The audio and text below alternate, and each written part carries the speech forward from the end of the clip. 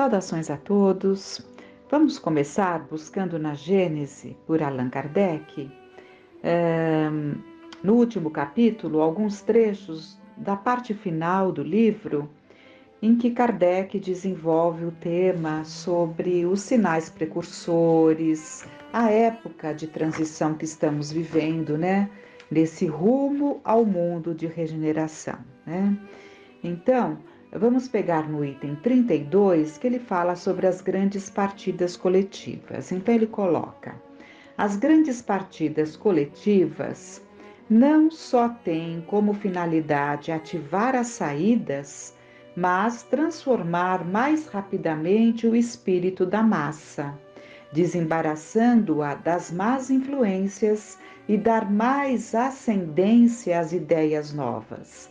É por isso que muitos, apesar de suas imperfeições, estão maduros para tal transformação, que muitos partem para se retemperar numa fonte mais pura, enquanto permanecessem no mesmo meio e sob as mesmas influências, teriam persistido em suas opiniões e em sua maneira de ver as coisas. O que ele está colocando aqui é que as partidas coletivas, elas têm como objetivo, né, ativar as saídas. E a razão de ativar a partida, né, de um número mais considerável de encarnados é para que possam retornar outros tantos. E dar a oportunidade para muitos destes que partem ir retemperar-se no plano espiritual, né? Eliminando determinadas ideias, determinadas coisas que traziam aqui enquanto encarnados, porque num ambiente mais favorável fica mais fácil você se desvencilhar de uma série de situações e retornar num novo corpo mais preparado. Por isso que ele fala, é uma forma de muitos irem para o lado de lá para se retemperar. Então, é claro que há aqueles que estão partindo, né? E não retornam à Terra, porque não têm condições desse retorno. Mas há muitos que retornam para esse retempero, para esse reajuste, né, num ambiente melhor para dar seguimento. Continuando no texto. Uma permanência no mundo dos espíritos basta para lhes descerrar os olhos, porque ali vem o que não podiam ver sobre a Terra, né? Nos livros que vieram sobre essa parte aí da pandemia, né, foi comentado isso, de que muitos que estavam partindo para essa situação mesmo, né, para retornarem ali mais fortalecidos ainda. O incrédulo, o fanático, o absolutista poderão, pois, voltar com ideias inatas de fé, de tolerância e de liberdade, né? Porque nós sabemos que há muitos incrédulos que se tornaram incrédulos pela forma como as coisas lhes chegaram, pelas vivências e experiências equivocadas que viveram, né? Por parte de muitos que estavam ali para levar o conhecimento espiritual e acabavam tendo atitudes chocantes, né? Que levou muitos a se afastarem. E assim o fanático, o absolutista, né? Eles podem voltar depois de um reajuste no plano espiritual com ideias inatas, já nascendo com ideias de liberdade, né? Poderão então, pois, voltar com ideias inatas de fé, de tolerância e de liberdade. Em sua volta encontrarão as coisas mudadas e receberão o ascendente do novo meio no qual serão nascidos. Em vez de fazer oposição às ideias novas, serão seus auxiliares. Então, o que está sendo colocado aqui é que muitos ainda, como nós todos, né, trazendo muitas dificuldades, temos, muitos de nós, ainda a condição de nos retemperarmos no plano espiritual e retornando à Terra em tempos melhores, não mais influenciaremos negativamente, porque, pelo contrário, mais preparados absorveremos as ideias nascentes, crescentes, né? As ideias de fraternidade, né? Os verdadeiros ideais de liberdade, igualdade e fraternidade. A regeneração da humanidade não tem, pois, absolutamente necessidade da renovação integral dos espíritos. Basta uma modificação em suas disposições morais.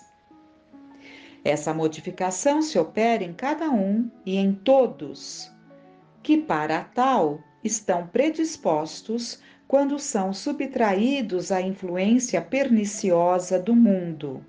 Aqueles que regressam, então, não são sempre outros espíritos, mas, na maior parte das vezes, os mesmos espíritos pensando e sentindo de outro modo. Quando essa melhoria isolada e individual passa desapercebida e não tem influência ostensiva sobre o mundo. O efeito é muito diverso quando ela se opera simultaneamente sobre grandes massas, pois então, segundo as proporções, em uma geração as ideias de um povo ou de uma raça podem estar profundamente modificadas. E não tenhamos dúvida disso. Olhemos a história, né? A história da humanidade. Então, ele afirma aqui que em uma geração de ideias de um povo ou de uma raça podem estar profundamente modificada.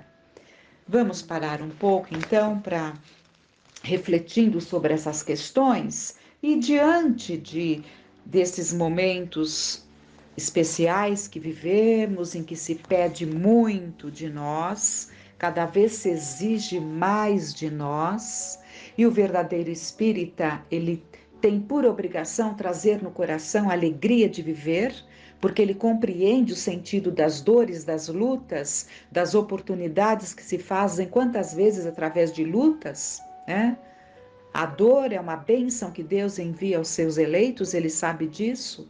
Então, o verdadeiro espírita carrega no seu coração uma alegria de viver, embora ele possa estar muito desencantado com fatos, desencantado com pessoas, mas ele consegue compreender o momento que vivemos.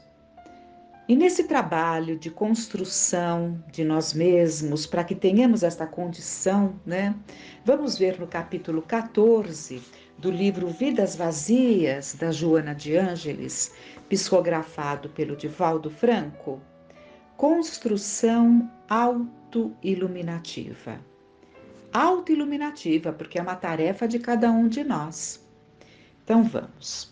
Diante das tempestades que estrugem vigorosas na atualidade, ceifando algumas das belas construções da inteligência humana por ausência da iluminação espiritual do amor, quase tombas no desânimo. Aquele desalento, aquele desencanto que estávamos falando, né? Quase tombas no desânimo. O esforço que aplicas em favor da divulgação do Evangelho, levando-te quase ao êxtase de comunhão com a erraticidade superior, aparentemente não consegue penetrar nos corações amigos, de modo a alterarem o comportamento para a vivência da doutrina de Jesus. Alguns se deslumbraram e tecem elogios verbais, sinceros sem dúvida.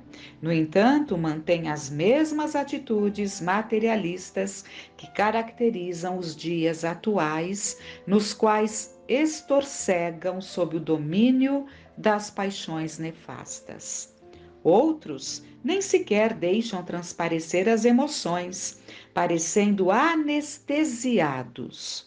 E nisso, comprazendo-se porque ouvem a palavra terapêutica da libertação e permitem-se arrastar pelos automatismos do cotidiano.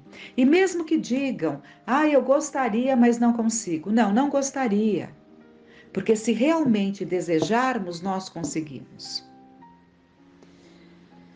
Grande número de amigos afetuosos permanecem amargos e depressivos, a tudo censurando, com intermina exaltação do ego acostumado à crítica doentia e destrutiva. Estamos vivendo tempos difíceis mesmo, né? Estamos percebendo, todos percebemos, até em nós, no outro, né? Enfim, basta estarmos atentos. Essa situação que ela nos coloca, né? De amigos queridos, afetuosos, mas que estão amargos, estão depressivos, estão críticos, né? E ela fala dessa exaltação do ego, né? Que nos leva a acostumarmos muito na crítica doentia e destrutiva, porque quando nós muito criticamos é porque nós estamos nos colocando acima, né? E isso é o ego. As pessoas falam-te sobre o reino de Deus como um mito belo e fantástico, impossível de ser conquistado, não obstante aceitem Jesus e repitam algumas de suas palavras de memória, né? Mas colocam Jesus muito distantes. Ante o insucesso aparente do bem e os naufrágios morais, porque há um grande desencanto em relação aos efeitos desse conhecimento libertador que o Consolador nos traz, né? Que o Consolador prometido por Jesus, um outro Consolador, essa doutrina esclarecedora, libertadora, né? Que nos situa onde realmente estamos e o que devemos fazer. Então, há um desencanto nesse sentido, porque há uma lentidão, né? Mas essa lentidão será por Deus apressada, né?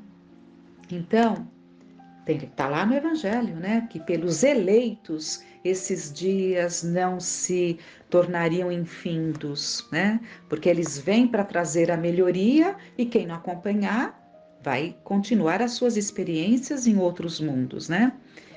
Mas voltando, ante o insucesso aparente do bem e os naufrágios morais, sociais, econômicos e espirituais nos equívocos perturbadores, permites que um véu de tristeza desça sobre a tua face e a melancolia sussurre aos ouvidos dos seus sentimentos palavras de desânimo, como se a luz estivesse sob densa treva que não consegue diluir.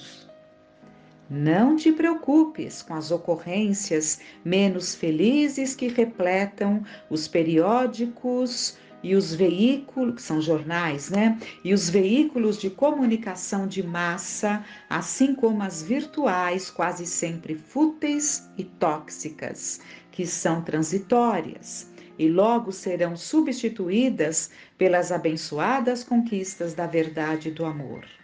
Essas experiências oferecem compreensão em torno dos fenômenos existenciais, lapidam as imperfeições do espírito, aprimoram as qualidades elevadas que dormem em germe no ser e aguardam momento para desenvolver-se. Deste modo, mantém o bom ânimo, nunca desanimando. Considera que os habitantes do planeta querido encontram-se em diferentes níveis de consciência, alguns ainda adormecidos no primitivismo, na expectativa de ajuda para crescer espiritualmente. Os teus irmãos mais difíceis de conviver serão o laboratório para as experiências do amor e da caridade moral. Não fujas deles, nem os antipatizes, porque geram dificuldades e criam problemas em tua volta.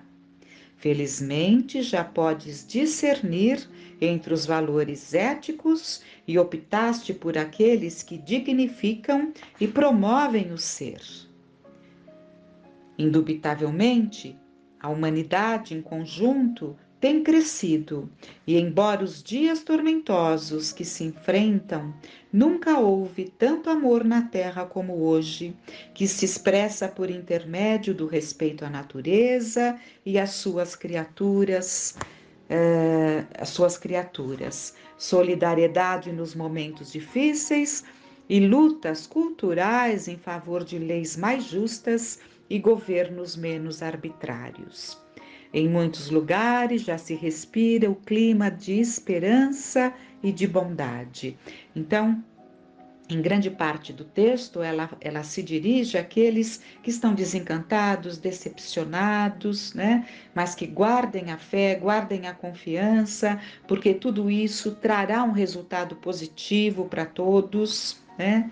E ela fala: feliz daquele, felizmente já podes discernir entre os valores éticos. Então, aqui ela está se dirigindo àqueles que, mesmo nessa situação toda, né, que vivemos, nessa desconstrução dos valores, há aqueles que se mantêm lúcidos, coerentes, né? E compreendem exatamente pelo seu bom senso, pela sua capacidade de discernimento, compreende o que convém, o que não convém, o que é bom e o que é mal, né? E ela finaliza, então, colocando no teu esforço de autoiluminação, tenha em vista que a paciência é fator primordial para o êxito. Os triunfadores sempre enfrentaram dificuldades que somente eles sabem. Não é fácil viver-se os ideais de grandeza moral tendo em vista a transformação da sociedade para melhor. A velha geração, acostumada a esmagar, subtrair, mentir e impor falsas filosofias de justiça e de prazer, luta com tenacidade contra a nova, que anela pela libertação das injunções penosas, e lentamente são substituídas por mais se utilizem da força e da crueldade. O Senhor da vida acompanha a marcha das suas criaturas e inspira os seus representantes, deles cuidando com afeto e constância. No exercício da paciência, faça imprescindível o autocontrole que demonstra a eficácia da ciência da paz. O célebre escritor francês Gustave Flaubert escreveu com sabedoria: talento significa uma enorme paciência. Quando exercemos a paciência, nos alinhamos melhor aos ritmos naturais da vida. Há uma estação para tudo. Esta é a lei da natureza. Com paciência, tomam-se as melhores decisões. Fecha aspas. Se examinarmos a paciência de Nelson Mandela, que esteve preso por 27 anos, num total de 10.000 dias, ao ser libertado, livrou da opressão o seu povo, o seu país. Persevera naquilo que crês, pois sabes que o amor é a única solução para todas as dificuldades humanas. O que não conseguires hoje, lograrás amanhã, se souberes permanecer firme e sem desalento. A resposta de toda sementeira nem sempre corresponde ao que espera o semeador. Nada obstante, um grão que germina e atinge o objetivo produz muito mais do que todos que foram utilizados e nem sequer sobreviveram. Renasceste na terra para contribuir em favor da era nova. Aliás, todos se encontram hoje no planeta. Todos que se encontram hoje no planeta estão em preparativos para a grande transição que se vem operando desde há algum tempo. No divino calendário não existe pressa, mas o ritmo das leis de equilíbrio para que cada acontecimento suceda no instante próprio. Assim, também ocorre com o programa de amor para os habitantes do planeta. Aqueles que hoje recalcitram mais tarde retornam pela trilha da afetividade, que é de sabor imortalista. Não te atormentes, pois, cuida do teu aprimoramento interior, compreendendo o teu irmão de jornada e ajudando-o quanto possas, sem desfalecimento. Se agora sofres incompreensões e desafios, não interrompas a marcha, porque esses são sinais de êxito no teu empreendimento de iluminação. Jesus, que nos ama, desde o princípio dos tempos, apesar da nossa tremenda ingratidão, ainda não desistiu de nós. Permanece contribuindo para que o ser que somos, aos seus cuidados, cresçamos sempre e alcancemos a plenitude. Repetindo, permanece contribuindo para que o ser que somos, aos seus cuidados de Jesus, nosso pastor, nosso mestre, cresçamos sempre e alcancemos a plenitude. Nosso pastor, nosso caminho, o pão, eu sou o pão, eu sou o pão, eu sou a vida, eu sou o caminho, eu sou o vosso pastor, eu sou o vosso mestre, eu sou. Agradeçamos e coloquemos em nossas mentes o que o Paulo nos ensinou dos aprendizados que ele teve estudando Jesus. Não vos conformeis com este mundo, mas transformai-vos. Vos, não é transformai-o. Nós não temos a missão de mudar ninguém. Transformai-vos. Reflitamos sobre todos esses aprendizados.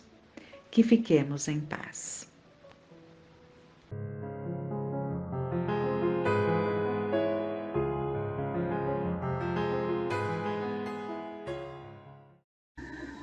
Amigos, sempre agradecidos pelas dádivas recebidas, por estarmos aqui reunidos, pelos ensinamentos tão significativos para a nossa existência.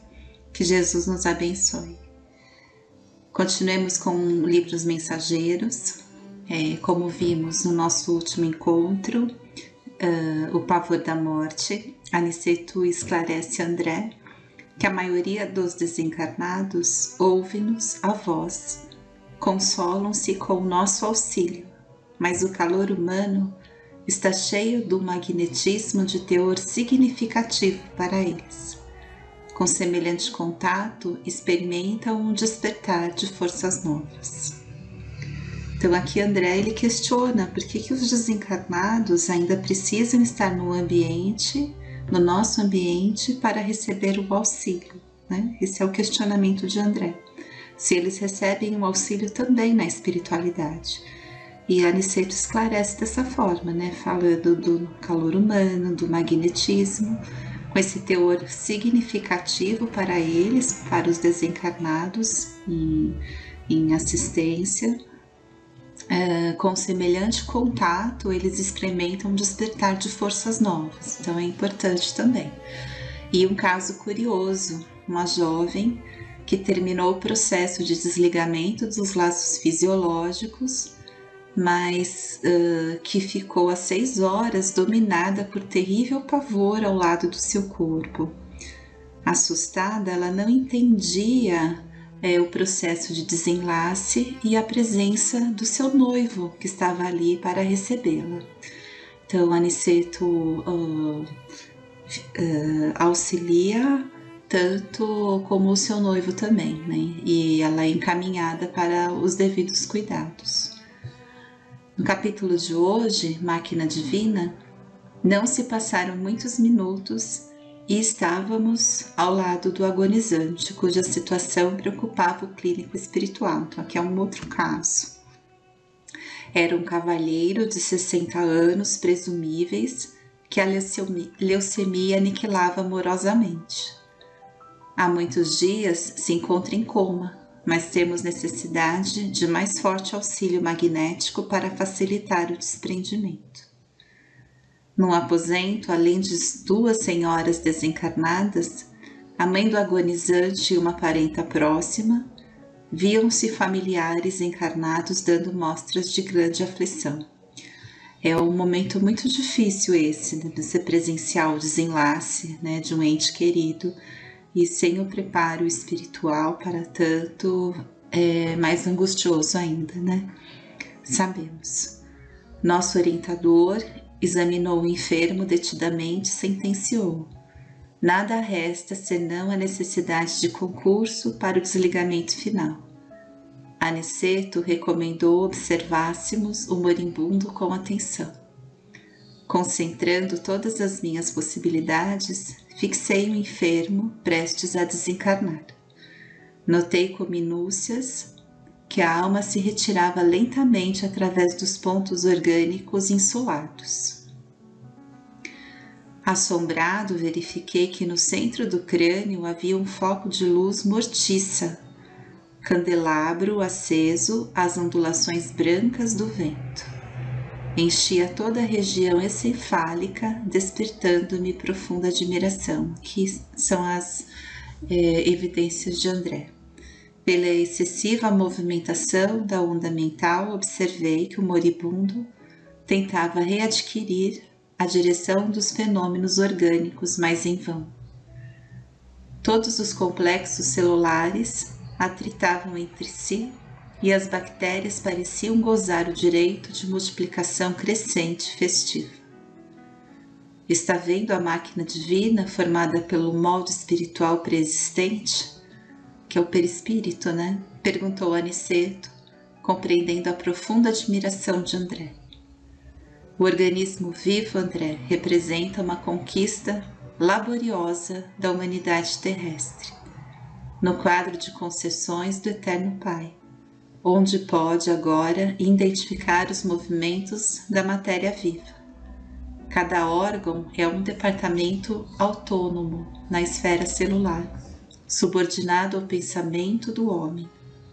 Cada glândula é um centro de serviços ativos.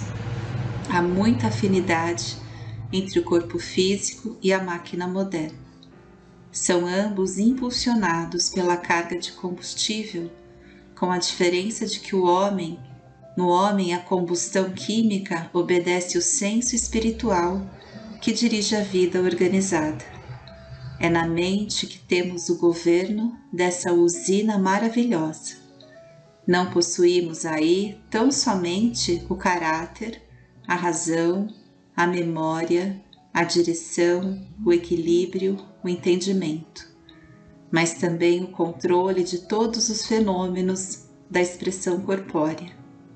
Na sede mental e, consequentemente, no cérebro, temos todos os registros de distribuição dos princípios vitais aos núcleos celulares, inclusive a água e o açúcar.